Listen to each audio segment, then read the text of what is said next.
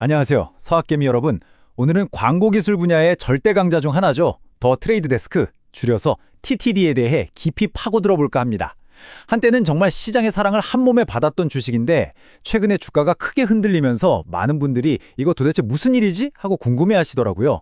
그래서 오늘 이 급락이 정말 위험 신호인지 아니면 오히려 남들이 모르는 기회가 될 수 있을지 그 속사정을 샅샅이 한번 들여다보겠습니다. 자, 먼저 이 숫자부터 보시죠. 정말 많은 투자자분들 밤잠 설치게 했을 숫자, 바로 마이너스 25%입니다. 올해 들어서면 TTD 주가가 이만큼이나 빠졌다는 뜻인데요. 이 숫자 하나가 바로 오늘 우리가 풀어야 할 모든 질문의 시작점이라고 할 수 있겠습니다. 그래서 오늘 이 복잡한 상황을 제대로 한번 파헤쳐 보려고 하는데요. 크게 4가지 관점에서 짚어보겠습니다. 첫째, 시장을 뒤흔든 외부 충격. 둘째, 회사의 성장성에 대한 의문. 그리고 셋째, 회사 내부의 변화와 지배 구조 문제. 마지막으로 이 모든 걸 종합해서 우리 투자자들은 어떤 결론을 내려야 할지 분석해 보겠습니다. 자, 그럼 첫 번째 이야기부터 시작해 볼까요? 바로 TTD를 그야말로 충격에 빠뜨린 넷플릭스와 아마존의 동맹 소식입니다. 이게 정말 시장에 던져진 폭탄 같은 소식이었거든요. 내용을 좀 더 자세히 들여다보면요. 넷플릭스가 올 4분기부터 자사의 광고 인벤토리를 판매할 파트너로 아마존을 선택했다는 겁니다. 그것도 미국, 영국, 독일, 일본 같은 전 세계 12개의 핵심 시장에서 말이죠. 이게 무슨 뜻이냐면요. 사실상 넷플릭스에 광고하고 싶으면 무조건 아마존을 통해서 해라. 이렇게 독점 계약을 맺어버린 거나 마찬가지입니다. 아니 근데 넷플릭스가 아마존이랑 손잡는 게 TTD랑 무슨 상관이냐고요? 바로 이 차트를 보시면 답이 나옵니다. TTD의 전체 매출에서 무려 40% 이상이 바로 이 커넥티드 TV, 즉 CTV 광고에서 나옵니다. 여기가 TTD의 가장 강력한 성장 엔진이자 핵심 사업 영역인데 여기 아마존이라는 어마어마한 경쟁자가 넷플릭스라는 강력한 무기를 들고 나타난 거죠. 이건 정말 정면 충돌이라고 밖에 할 수 없습니다. 시장은 바로 반응했죠. 정말 무섭게 반응했습니다. 이 파트너십 발표가 나오자마자 TTD 주가는 한우 만에 무려 13.2%가 폭락했습니다.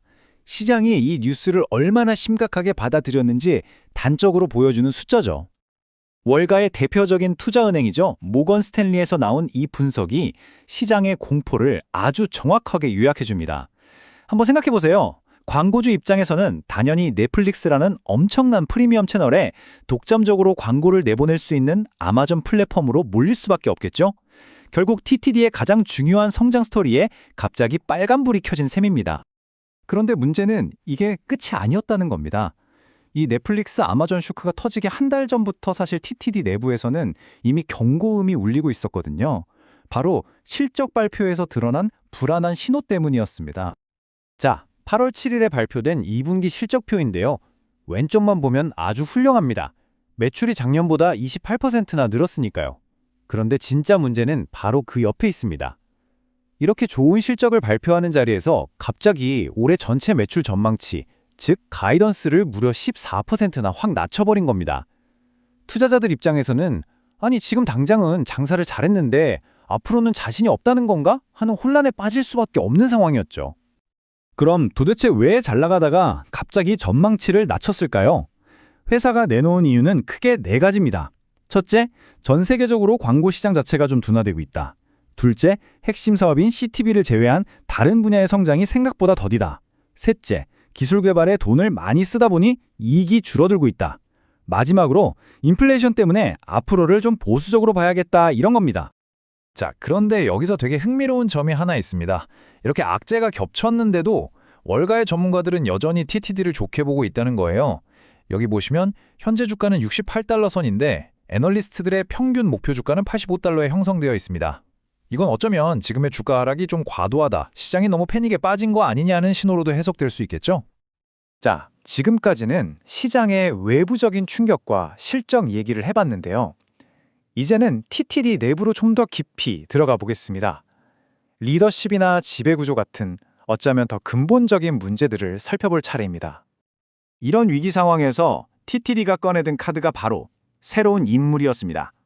실적을 발표하던 바로 그날 아주 유명한 기업이죠. 세일즈포스 출신의 전문가인 알렉스 카이아를 새로운 CFO, 즉 최고 재무 책임자로 영입했다고 발표했습니다. 회사의 재무 전략을 다시 짜고 특히 해외 시장 확장을 이끌어줄 구원투수로 데려온 겁니다.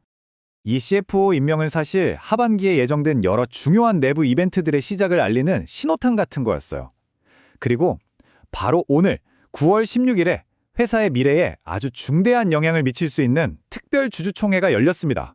시장의 모든 관심이 여기에 쏠려 있다고 해도 과언이 아니죠. 이 모든 게 결국 하나의 질문으로 모아집니다. 과연 이 회사의 장기적인 비전을 만들어가고 또 위기 속에서 회사를 이끌어갈 강력한 힘, 그 열쇠는 누가 쥐어야 하는가? 바로 지배 구조에 대한 근본적인 질문이죠. 이 논란의 핵심에는 창업자이자 CEO인 제프 그린이 가진 이른바 슈퍼보팅 지식이 있습니다.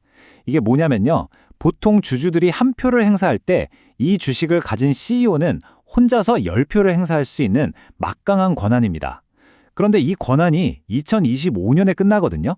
그래서 이걸 2035년까지 10년 더 연장할 거냐 말 거냐를 두고 오늘 주주 투표가 열린 겁니다. 회사 측에서는 CEO에게 힘을 실어줘야 장기적인 안목으로 회사를 안정적으로 이끌 수 있다고 주장하고 일부 대형 기관 투자자들은 CEO 한 사람에게 너무 많은 권력이 집중되는 건 위험하다고 맞서고 있는 상황입니다. 이 투표 결과가 어떻게 나오느냐에 따라 TRTD의 미래가 크게 달라질 수 있습니다.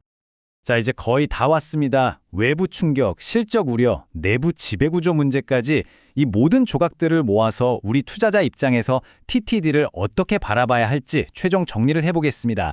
TTD를 긍정적으로 보는 쪽과 부정적으로 보는 쪽의 주장을 한번 비교해보죠.